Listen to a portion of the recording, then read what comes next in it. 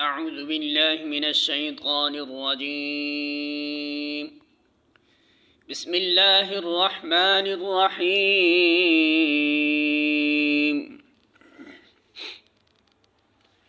يا أيها الذين آمنوا خذوا حذركم فانفروا ثبات أو انفروا جميعا. سورۃ النساء آیت نمبر 71. ترجمہ: اے لوگو جو ایمان لائے ہو، مقابلہ کے لیے ہر وقت تیار رہو، پھر جیسا موقع ہو الگ الگ دستوں کی شکل میں نکلو یا اکٹھے ہو کر. سورۃ النساء حاشیہ نمبر 101.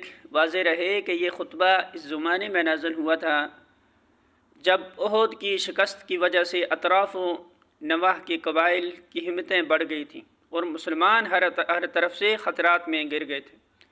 آئے دن خبریں آتی رہتی تھیں کہ فلاں قبیلے کے تیور بگڑ رہے ہیں، فلاں قبیلہ دشمنی پر آمادہ ہے، فلاں مقام پر حملہ کی تیاریاں ہو رہی ہیں.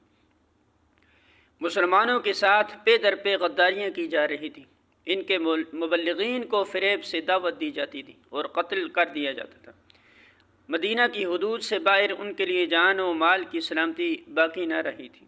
ان حالات میں مسلمانوں کی طرف سے ایک زبردست سعی و جہد اور سخت جاں فشانی کی ضرورت تھی تاکہ ان خطرات کے ہجوم سے اسلام کی یہ تحریک مٹ نہ جائے.